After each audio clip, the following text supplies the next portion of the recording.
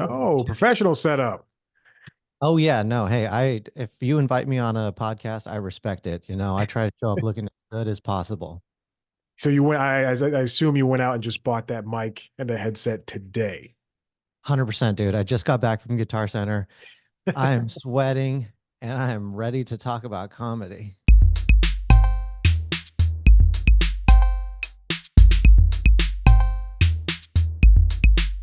Yes, I mean, hey, let's do it. Guitar Center, first of all, I mean, that's got to be the funniest thing that's going to be said all day. I haven't seen one of those in years, if I remember correctly. Yeah, when I walk into Guitar Center, it's like 90s nostalgia for me. I'm just like, oh yeah, oh, this place still exists. It's like it's the customer service is bad. Everything's expensive. But it's like I'm just holding on. That's what they should do for they should there's that one blockbuster that I think it's in Alaska somewhere, and Hmm. then they should also have one Radio Shack just sitting around with overpriced cables that you don't need anymore, Oh and my you should God, be able to yeah. go in there, just touch everything and be like, yeah, this is how it was, kids. This is how we dealt with things back in the early 2000s, late 90s. Yeah, that's what I want. There's actually I live next to a dance studio, but it used to be a Radio Shack, and they kept the Radio Shack sign. So it's always like, oh wow. But you walk by the Radio Shack and you see like TikTokers working on their dances now. Oh God, that's kind of sad. It's a little bit heartbreaking if I want to know that there, It man. is heartbreaking. But by the way, I love your microphone, man. That is Thank like a you. solid I feel like you're like a BBC announcer or something. Thank you. I appreciate it. It's the Blue Yeti. Everyone seems to have one. It Mm. works with everything. This is the one that plugs in with the XLR mic input and everything. So I just had to have it, and it seems to fit everything. But I mean, you what is that? The Audio Technica, the that one. Those are so fantastic because Yeah. everyone that uses those sounds amazing, and it makes me so jealous. Yeah, I've noticed a lot of people using this. I saw it I saw Joe Rogan using it, so I was like, let's get that. But now I see like everybody using it, so the novelty is kind of gone. Yeah. Yeah, but it's perfect. I mean, look, and the arm looks good. I Yeah, just hey, like if I get a little taller during this talk, I can just go right up here. whenever I want to big time somebody, I always sit up as straight as I can and close to the screen so that That I felt intimidated when you did that actually. look, see, it's already working. You know the trick. What part of the country are you in? I'm in Los Angeles, West Hollywood area. West Hollywood. Wow. That's a lot of traffic to get over to Burbank and the other places, right? Oh yeah, like Los Angeles is like it's like five cities. I mean, Mhm. similar to New York. If you're in Brooklyn, you don't want to be going to Staten Island. So it's it's the same thing. Yeah, and it's funny because everybody keeps saying like, oh, during the pandemic, everybody left Los Angeles. Oh, there's an evacuation, and I'm like, no, look at this traffic. No one left. Yeah, it really seems like I'm in Atlanta. It seems like traffic has gotten worse, if that. Like people Mm, just coming in and going, "Oh, this is the time. This is when we should actually be back in the city, ruining mhm. everyone else's lives who decided to stay." Oh yeah, dude. I mean, yeah, and they are ruining my lives effectively. Uh, so okay, you're in Atlanta. For some Yeah, reason, I thought New York City. Okay, that's why I was dropping New York references. Um, I know New York. I've heard of it. The Big Apple, the city that never sleeps. oh yeah, yeah. There we go. Yeah. Yeah, Atlanta though, great comedy city. Mhm. And Laughing Skull, wonderful comedy club, and Yeah. I saw your interview with Rob, which I enjoyed a lot. Oh, So, thank you. I appreciate that. Yeah, it's kind of like it is a great comedy city. It's a great place to see live comedy as well. I don't go often, but it's always nice to when somebody you like comes by. That's what I really enjoy. Last year, I think both on the same night, Weird Al Yankovic and Mike Birbiglia were oh coming wow. by. I missed both of them by a day, but it was Mhm. so interesting to have two. I'm not polar opposites, but opposites in the style of comedy because Mike is Yeah. a storyteller and Al is a musician. Yeah. It's crazy to see that those two can coexist and sell out both of their venues simultaneously on the same weekend. Yeah, I think that that is impressive. So, what is the Atlanta entertainment scene like? Like, I know a lot of cities, if there's one act in town, everybody just everybody goes to that. Like, Right. there's usually in a lot of cities, there's usually not two big acts in town at the same time. Mhm. So, is Yeah. Atlanta like that, or do you always have like conflicting choices like that? There's, I wouldn't say always, but there can be conflicting choices. It's like when I'll reference Bruce Springsteen last Mhm. February. He came in, I had tickets, and it seemed like everybody was there, but at the same time, a soccer match could be going on, Okay. right across the street at the Mercedes-Benz from State Farm Arena, which is the basketball arena. Similarly, when the weekend came to town, it seemed like truly every child from 13 to 22 was in the stadium. But I Wow. mean, it's different. I think for sports, you're gonna come up on times when basketball and soccer are going on at the same time, or football and soccer. But then for Oh yeah. music, it's it's usually like one or two acts. Or if there's a festival going on, it'll be happening day after day after day. So like, Yeah. somebody big like Drake could have a concert on Monday and Tuesday, which he did this last tour. But Oh, then nice. Wednesday, it could be Green Day with some Smashing Pumpkins and Linda Lindas, which is happening this Nice. summer. Yeah. Oh, nice, man. Yeah, yeah, so it sounds like there's a lot going on. Like Mhm. it's just funny like if I go to like a small town, like if I'm in like some like uh Bisbee, Arizona, or Toluca Lake, Ohio, then it's kind of like fun because it's like, okay, I might be the only person entertaining anybody on the day that I'm there. Yeah. So it's like everybody's like, well, this guy is here and he wants to try to make us laugh, so we better just go. So Yeah. there is some kind of like fun to playing that like very small towns. What's that like? What's it like popping up? Not even just a small town, but being a touring comedian and then someone coming, the people that come for you, you hope it's 75, 80%. But it's a comedy place, and people who live nearby are gonna be like, I want to see comedy, I want to see a comedian, I don't want to know Yeah. anything about that person. What's it like when you're able to turn that tide of somebody who sees you and they're laughing at your jokes and you know that they've never seen you and you're Yeah. like, I gotcha, I gotcha. Yeah, yeah. Well, I think it's funny because so stand up, that's how you start in stand up. Like you Mhm. literally like stand up is starts the most difficult and ends up the most easy because your first show is you're at an open mic where nobody even wants you there Yeah. and you're telling jokes and you are just trying so hard to like make a couple drunk people at the bar laugh. And so I'm used to that, you know. And now at this level, I have some people coming to see me. So it's actually a lot easier because, hey, if there's half the crowd there to see me and half the crowd just out to see comedy, I'm like, hey, man, I've already made the drunk people laugh at 2 a.m., you know, like, so it's like, and also they see the people that are there to see me laughing. So then just by it being contagious, they start Mhm. laughing too. So it's a lot easier actually. You have a giant following on TikTok, Hmm. a lot more than what I have seen for some comedians I've spoken to. Uh, Hmm. what do those people come out? Are you attracting those people from online, and are they seeing you live?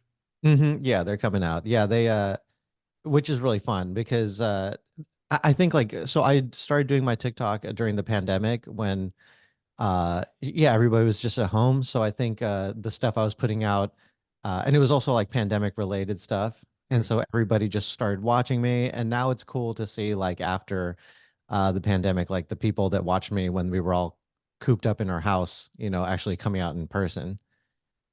It's like the pandemic was good for you if Yeah. they came out for That's it. I know that's a crazy thing. I really feel conflicted about that. What's also funny is in listening to the album, I forgot what track it is, but you do drop that you have just a very casual drop. I've got a lot of followers on TikTok, and I laughed so hard because it was like because like I mean like that's kind of like that's how the barometer is now. It's where Oh people, yeah. I look, I am a famous person. I am able to go around the country and tell jokes, and look at how many people follow me online, and it really worked for you. Yeah, yeah. I think it's just funny, like the whole followers metric. It's just like w- w- I wish stand-up comedy was not like this. Mhm. I don't want to use an app like and like I don't want and I don't like your followers is like your score basically, like Yeah. how good you are as a human being, so I really hate that aspect of it. But so I kind of just joke about it. It's like, hey, what's up? I got 1 million followers, take a picture. Like it's just like I just start playing into that like very superficial, like arrogant idea of what a person is who just like does social media. Right. But that's not really, I'm not like that. No, yeah, I get that. I understand that. And not that I'm accusing you of anything.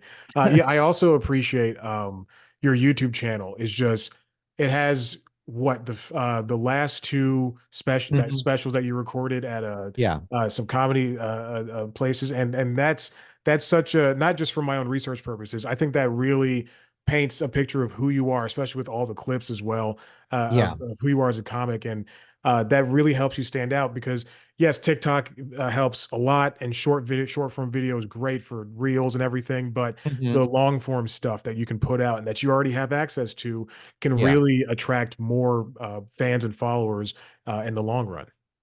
Yeah, 100%. Like if I think, if somebody watches you for a clip, they're like, okay, this is funny. But if they watch you for 30 minutes, then they're like, okay, now I feel invested in this person. I want to see what they're going to be up to next. So, Mhm. yeah, I think long form, even with, the way reels and shorts is now, like, I think long form is always going to stick around. Yeah. Do you are you how do you approach writing your jokes if we're dealing with this new form of short form things, but also Yeah. you had to release an entire album over Yeah. here? hmm yeah, I think the album is like I just want I want something that people can just something that people can reference if they want to like learn about me. So it's like it's just tough. You go on Instagram and it's like, okay, so what am I supposed to do here? Like, should I click this video? Should I click this? I just want like a body of work that someone can be like, okay, so I need to go get to know Richard. What do I do? Okay, this looks official. Like, let's listen to that. So and it's also just like it's a snapshot of where I am right now. And I think that's what stand up is. Like you're just always evolving. So you can Mhm. never really have a complete body of work. You can just have the snapshot here, snapshot there. So, and also one inspiration for this album is just like, as I'm evolving as a person, some of these jokes are going to stop being relevant to who I am. Mhm. And, I need to just get them locked down before I change too much. And I can't be like 50 years old being like, oh my God, these dating apps are just wild right now. It's like Yeah, yeah. ridiculous. Yeah, but what's fascinating is as a brown person in comedy, you hmm also introduce one of the tracks is Hinduism Inc.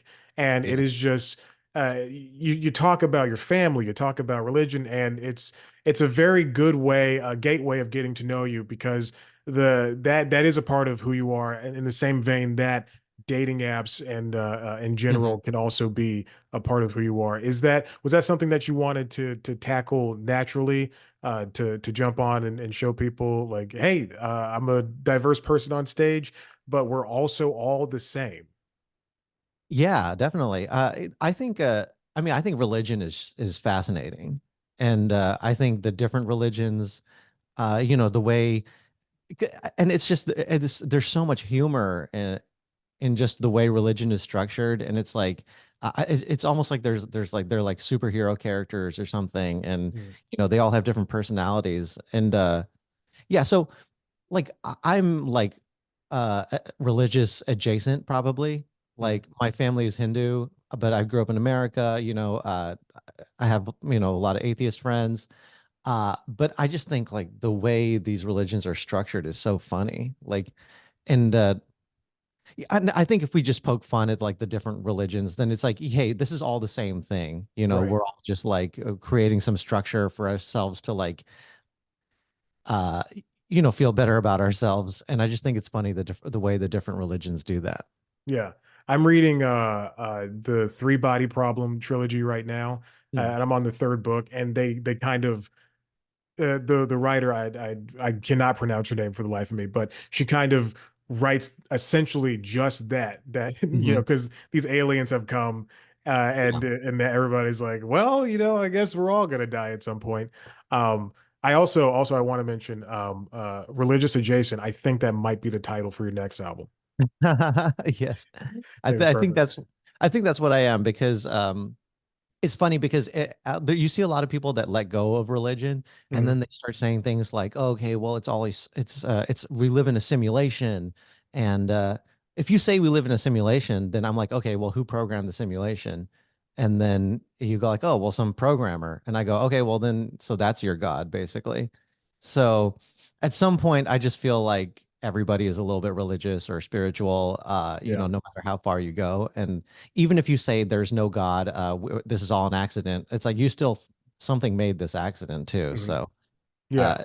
uh, No, no, it makes sense. It feels like, some people looking at like an agnostic person, they're afraid to put a label on it. Yeah, it's like yeah. dating, oh, Mm, I really like this person, but yeah, I don't want to get too fresh with them. I don't want them to yeah. fresh. That's what it kind of feels like. Yeah, yeah, yeah. That's funny. It's like my relationship with Hinduism is it's complicated. It's kind yeah. Are you seeing Hinduism? I don't know, kind of, maybe. I mean, Hinduism is my side piece. As well, while you're touring, what's it been like? You're a young person. What's it been Yeah. like touring right now in this day and age with the dating apps or with exploring new cities and meeting new people and eating different foods? How has that been for you? It's a little my social battery is very small. So it's like by the time I'm done with doing my stand up, like afterwards, it's a real struggle for me to like really keep up the energy and like talk Mhm. to everybody and assign stuff. But I'm getting better at it. It's just been a weird thing for me because I'm a natural introvert. And I just fell into stand up because I just found out that I was good at it. And also, I'm a morning person. So Okay. that makes it really difficult. Like, if I Yeah. have a 10 o'clock show, I'm like, okay. And then, I'm off stage by 11:30. Mhm. Like, I could literally just walk off stage into a bed and that would just be like perfect. But, so it's been like, it's complicated. But, look, I mean, I wouldn't have it any other way. And, Yeah. it's, I also think like I mean I all my life I've been like very awkward and introverted, so I think being like this in the spotlight is like forcing me to do all of the social interaction that I missed for the last 30 years. Mhm. Yeah. When did you find out that you were good, and what was that transition like to go to not that you're afraid, but to tackle this Mhm. fear of I'm going to be on stage, I'm going to be in front of everybody, even though on the inside I'm saying go back behind the curtain. Yeah, man. So, well, the trend getting into it was, or finding out that was good was interesting because I used to do, like, I thought I was gonna be a musician, Mhm. and I'm rocking the guitar all the time and stuff like Okay. that. And I just thought I was gonna be a musician, and so I would record a bunch of music, and then I had friends be like I was not very good, and they would be like, they would listen to my song and they'd be like, yeah, the song was all right. They're like, but you're kind of funny though, like, and so they were like very gently like steering me away from music. Yeah. So, and so I tried to do comedy, but like, man, the initial getting on stage is so difficult. Like, I would go in college, I would go to open mics and sit there and then just leave. And I did that so many Mm. times. And it took a long time. It took many years of just going to open mics and sitting there before I actually got the guts to go up. And man, after the first time I went up, it was just like, I mean, it was like skydiving times 10. Yeah. Like, I just could not believe it. I was like, and then after I got off stage, like, I couldn't even remember what I just said. Like, it was I think it was one of the most intense experiences I've ever had. Do you still get any sense of that rush now, even though you are established in this industry? Y- yeah, I still get the rush. Yeah, yeah, yeah. It's definitely like a drug. It's every time you have a new joke work, Mhm. that's when you get really excited. Okay. It's like yeah, and it's like you have to keep writing because if you keep doing your old jokes, they kind of work, but the audience can tell that you're not interested. Yeah. And like so I think stand up is so interesting because it takes so much work for so little. I mean, it's insane. Like this album like is an hour, and I mean, it's probably like, I mean, some of those jokes are, from 5 or 6 years ago, Mm. and it's like it just took so long to get an hour. Yeah. Are you like now that this is out, and I ask this to almost every comedian, but since this is out now, and you're now talking about how long it took you to get to this point, Yeah. do you feel like you have to put the pedal to the metal for the next one and maybe have that time and see if you can develop jokes quicker? Yeah, I think so because yeah, it really does. It's funny because when you're getting started, like you have your whole life to write your first album, and then even traditionally with like bands, like they have their whole life to write their first album, and then the label says, okay, we need a new album next year, Yeah. and then it's like it's a lot of people rise to the occasion, like I just went to go I just went to see Danny Brown, and he released two albums last year, Yeah. and I, and now he's on tour, he's doing 5 shows a week, and I'm like, okay, so this is like a prolific person. Hmm. And meanwhile I'm here like, okay, I got one album, and okay, it might be like 4 years before I drop another one. I'm like, no, no, no, no, no. We gotta like really like if you want to get to that like real artist level, like I think you have to be really writing as much as possible. Yeah. And I think it's good that you mentioned Danny Brown. I saw him with JPEG Mafia last Oh year, yeah. and Yeah, he that was there just a too. yeah, it was a fantastic show. Also, it was at this theater in downtown Atlanta, and they had no AC, and it was just sweltering Oh, hot in wow. there, and everybody was dripping sweat, and people had Nintendo 3DSs taking videos. It was very funny. Oh, nice. They But would be. but after Danny got clean, he's off Yeah. of drugs, and I don't think he drinks, but he really became a better artist. And Hmm. and like you said, he released, multiple albums, and he's touring so much, and he has his podcast, and it's Yeah. on video, and he's been really open about his past and his struggles and everything. And he's just a Yeah. very interesting and fun and funny guy. Hmm. That is a good person to, even if you're not in the same part of the industry, but it's a good person in entertainment to follow and really kind of mold your work ethic after. Yeah, it's really funny to see that transition. I mean, because if you listen to the early stuff, I mean, the stuff he's saying is outrageous. Yeah. And now to be a sober guy, it's really funny because if he still plays the hits, when he Mhm. goes up there, but you can tell that he's not like his heart is not fully in it. Like, he's because he's got like a daughter, and he doesn't want to be rapping about, you just saying awful things. He's like, oh, I'm like my daughter's gonna listen to this and stuff like Yeah. that. So it was really interesting to see that like evolution. But yeah, he's more successful than ever. I mean, I saw him here in LA at the Belasco, and it was everybody was just like, and when JPEG came on, man, they everyone went nuts. Yeah. Yeah. And Did that's he like did well, no, sorry, go on. I was just gonna say, and that's the newest album, so it's good. If people Yeah. going crazy for your newest stuff, that's great. Did JPEG do a cover of Call Me Maybe? No. He did a Oh, cover of Call Me Maybe, and they turned up the auto tune obviously for that, but uh-huh. it was pretty good. I can't even front. That's awesome. No, I would have gone crazy if they did that. Yeah, it was great. It was a great show to go to. I would, if they could have AC at that point, I would have enjoyed it more, but I can't really help know, it. dude. What is with the lack of AC? Like, it must AC must be the most difficult thing in the world to install because, like, I've performed at multiple comedy clubs in the summer where I'm just like, hey, can we just like not all be sweating right now? Like, I'm like, and then they're like, yeah, we want to install AC, but it's going to be a whole thing, and it's like the rent is really high here. And I'm like, okay, like, Oh God, we want to. Jesus. Like the yeah, we fact that they want to, can. but yeah, it's like some like AC must be the most difficult thing on the planet. Without naming names, you Mhm. can be as specific as possible. Sure, What yeah. kind of shitty clubs have you performed at that with the lack of AC, with a green roof, the toilet that doesn't flush all the way? What's it? What kind of places have you performed at like that? Oh my God. Yeah, I probably shouldn't name names because that is my livelihood. But there are Mhm. places where, like, I mean, definitely there was something wrong with the sewer system. And, I'm sitting in the green room and I'm just like holding my nose. I'm like, can't I just get on stage and leave? Uh, you know, uh, I've been to comedy clubs where like it feels like the owner hates you. Oh And God. I've been to comedy clubs where the owner will heckle you while you're on stage and they think that's fun. Ugh. Uh, that place was so I hold a special place for that in my heart. I Mhm. hold a special place for that club in my heart. It's closed now and it was called The Funny Stop and it was in Cuyahoga Falls, Ohio.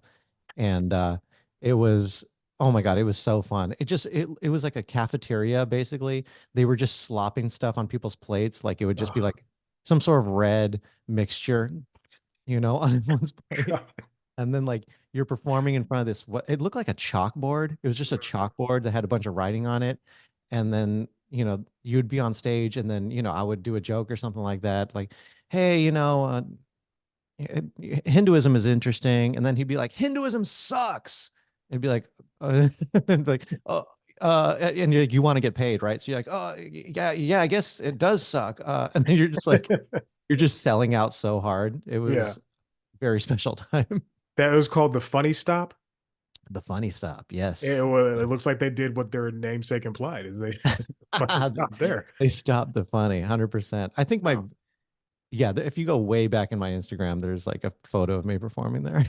oh God. Well, I mean, now you don't have to do that. It's not, I mean, not like you're going to be doing stadiums, but now that with this album, you kind of solidified yourself as a tier above places like that where you don't have to go around doing bullshit like that.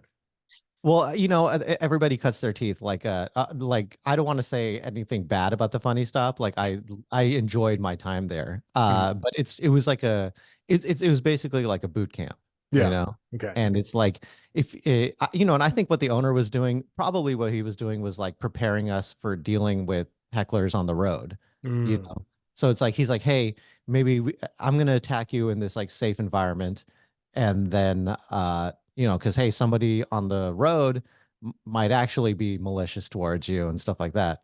Yeah. So I actually like feel grateful for those places I started in. You're a smart person because I would be looking back like God, I hated that so much, and I'm glad they're closed. I'm very petty. I would have been like, fuck those people. Yeah, I mean, you want to feel like that, and I think a lot of my life has been like just, from a Zen perspective, just Mhm. accepting people the way they are. Like every single person that I meet, I'm like, okay, this person's here to give me a lesson. You Mm. know, it's like, why would someone mistreat me? Like what did I do? Is that their problem? Did I do something?